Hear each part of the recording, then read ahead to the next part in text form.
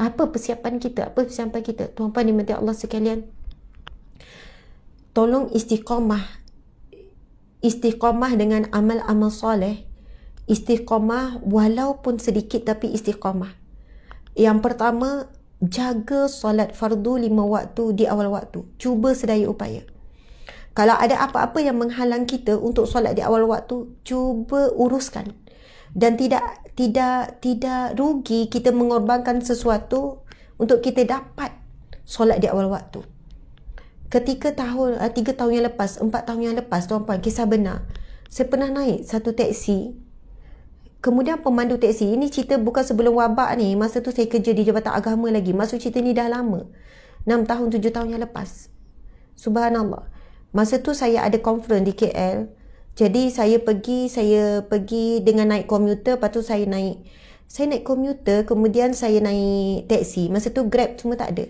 Untuk menuju ke conference tu. Masya Allah. Bila saya pergi, saya ingat masa tu saya pergi dengan arwah Ustazah Nur Hayati Musa. Saya pergi berdua.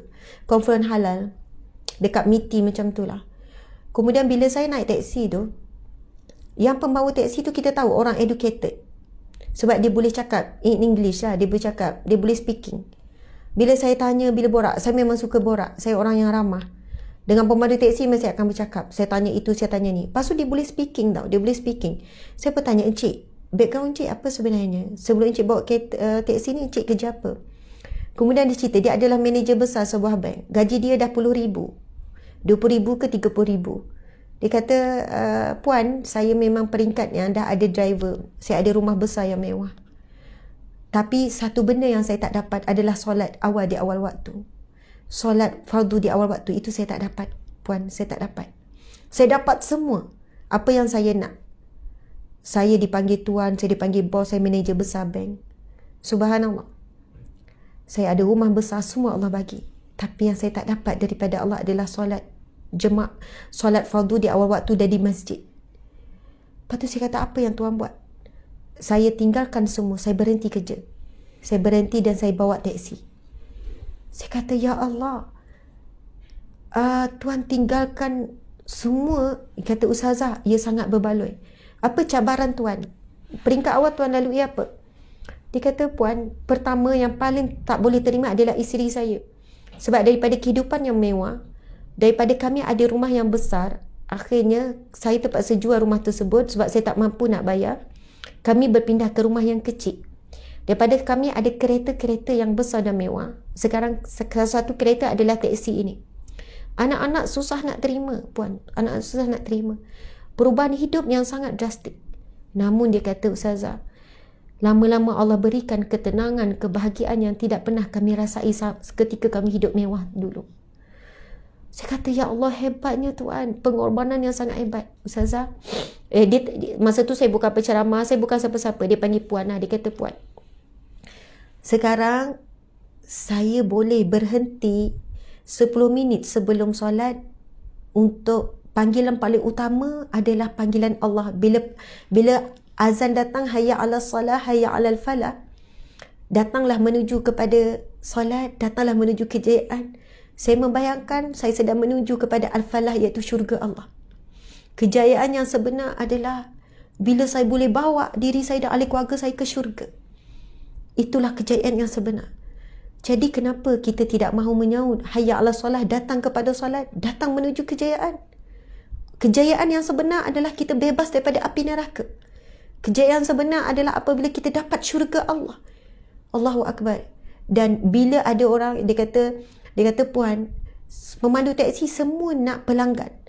Tetapi bila dah kita dah tahu waktu solat, saya tak akan ambil mana-mana pelanggan. Walaupun pelanggan tahan teksi saya, kerana bila nak tiba waktu solat, saya akan menuju ke rumah Allah. Saya akan solat berjemaah di masjid. Dan nikmat bila boleh solat fardu berjemaah 5 waktu, nikmat yang tidak ada taranya. Dia kata, Allah berikan kemanisan, Allah berikan kenikmatan. Isteri saya, anak-anak saya semua berubah, Ustazah. Kalau dulu anak saya ada perangai sekian-sekian, isteri saya semua berubah, Ustazah. Dan ia tidak ada nilai sedikit pun nikmat yang saya miliki sekarang dengan apa jua kekayaan, kebahagiaan yang lain yang dimiliki di dunia ini. Subhanallah, tuan-puan dimati Allah sekalian. Di dalam solat, ada apa di dalam solat? Di dalam solat ada pujian kepada Allah. Kita mula dengan solat Allahu Akbar, kita memuji Allah yang Maha Besar.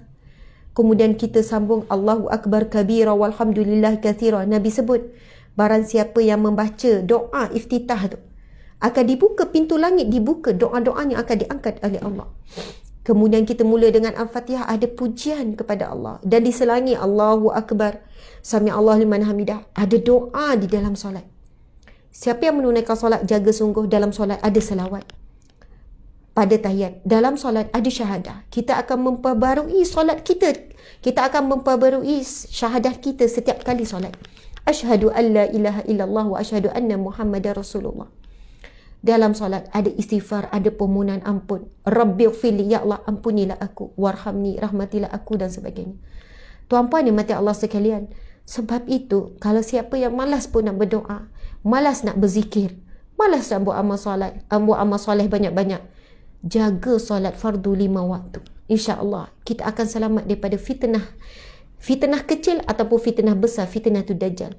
Sebab dalam solat itu sendiri melengkapkan semua ibadah-ibadah yang sangat utama, sangat penting. Dalam solat ada zikrullah, ada memuji Allah. Dalam solat ada permohonan ampun. Dalam solat ada permintaan kita yang apa yang kita perlu dalam hidup kita. Rabbighfirli, ya Allah ampunilah aku, warhamni, rahmatilah aku. Tanpa rahmat Allah kita tak boleh masuk syurga. Warhamni wajibunni, ya Allah tutuplah aibku. Warfa'ni, tinggikanlah darjatku di sisimu. Warfa'ni warzuqni, berikanlah rizki kepadaku, rizki yang halal. Warzuqni wahdini, berikanlah hidayah kepadaku. Wa'afini wa'fu anni, ya Allah berikanlah afiat, kesihatan kepadaku. Kan kita tak nak kita sakit, kan terkena wabak. Wa'afini wa'fu anni, maafkanlah aku ya Allah. Sebab itu kalau kita boleh menghayati bacaan antara 2 sujud, kita akan menangis tuan-puan sekalian. Kita akan duduk dengan tenang. Rabbighfirli warhamni wajibunni warfa'ni warzuqni wahdini wa'afini wa'fu anni. Ada 8 permintaan kita ketika duduk antara 2 sujud tuan-puan sekalian. Kita minta apa dengan Allah ketika duduk antara 2 sujud? Kita minta kita diampunkan Allah. Rabbighfirli warhamni, ya Allah rahmatilah aku ya Allah. Tolong rahmati hidupku ya Allah. Tolong rahmati keluargaku ya Allah. Tolonglah beri rahmatmu kepadaku. Apa maksud rahmat? Rahmat itu membawa maksud kita hidup bukan tak ada masalah, tapi setiap kali ada masalah akan datang pertolongan Allah. Kita hidup bukan tak ada bahaya, tapi bila kita datang bahaya, datang perlindungan daripada Allah. Itulah hidup yang penuh dengan rahmat. Bila kita dalam maksiat, Allah bantu kita untuk tinggalkan maksiat. Bila kita susah nak buat ibadah, Allah bantu kita, meringankan kita untuk buat ibadah. Bila hidup dalam rahmat Allah, mesti ada jalan keluar setiap kesulitan. Allah berfirman, wa man yattaqillaha yaj'al lahu makhraja. Barang siapa yang beriman kepada Allah, Allah akan berikan jalan keluar. Di setiap kesulitan ada jalan keluar. Wa yarzuqhu min haitsu la yahtasib. Dan Allah akan berikan rizki yang tidak disangka-sangka. Subhanallah. Rabbighfirli warhamni, ya Allah rahmatilah aku. Wajibunni, tutuplah aibku ya Allah. Aib kita terlalu banyak. Kalau aib saya dibuka, tak ada siapa yang nak dengar ceramah saya. Tak ada siapa yang nak pandang saya. Dan kalau aib dan maksiat dosa itu berbau, semua hanya kita semua busuk. Kalaulah kesan daripada dosa mengeluarkan bau yang busuk, maka kita semua hanya sangat busuk. Tak ada siapa yang nak pandang. Tak ada siapa yang akan keluar daripada rumah jika setiap dosa yang kita lakukan bertempel di muka. Tetapi sekarang setiap maksiat dan dosa yang kita buat bertempel di hati, tidak kelihatan. Tapi cuba bayangkan dosa dan maksiat kita lakukan bertempel di muka. Sekali buat dosa, titik hitam, titik hitam. Saya percaya tidak ada siapa yang akan keluar daripada rumah kerana malunya wajah yang hitam kerana dosa. Tapi itu alam ghaib. Allah tidak memperlihatkan. Setiap kali kita buat dosa dicatat. Kita tak nampak bagaimana rupa dosa kita sedang dicatat. Bagaimana tulisan, komen, hemburan, maki hamun kita sedang dicatat oleh para malaikat. Kita tidak nampak, tuan-tuan dan mati Allah sekalian. Kita pun tak nampak pahala kita dicatat. Semua ini akan diperlihatkan oleh Allah di mahsyar kelak. Di alam kubur kita dah mula boleh melihat. Kita dah boleh merasai kesan-kesannya. Tuan-puan dimati Allah sekalian, kita minta apa dalam doa antara 2 sujud? Wajiburni, tutuplah aibku ya Allah. Dan kita mohon tutup aib ini di dunia dan di akhirat. Allahu Akbar. Hadis Nabi SAW, Man satara musliman, barang siapa yang menutup aib saudara muslimnya yang lain, satarallahu fid dunya wal akhirah, Allah akan menutup aibnya di dunia dan di akhirat. Dalam satu mafhum hadis Nabi menggambarkan di mahsyar kelak, ada di kalangan hamba-hamba Allah, ketika saat dia dihisab, subhanallah, diturunkan suturah ibarat seperti penghadang, dan ketika itu hisab berlaku antara Allah dan dia sahaja. Aib dia ditutup. Ketika dihisab, manusia lain tak boleh nampak. Apa aib, apa dosa, apa maksiat, ketika buku amalan baiknya dibuka, ketika buku amalan kejahatannya dibuka, maksiat yang dilakukan secara sembunyi, keburukan dia yang dia sembunyikan selama ini, tapi Allah Maha mengetahui, subhanallah, dibuka. Tapi kerana dia ada satu sikap di dunia, dia tidak membuka aib yang tersembunyi. Kalau aib secara terangan, bukan sembunyi lagi. Ini aib yang tersembunyi, yang mana dia sendiri tidak mahu dibuka tapi terbongkar tanpa sengaja dan sebagainya. Na'udzubillah.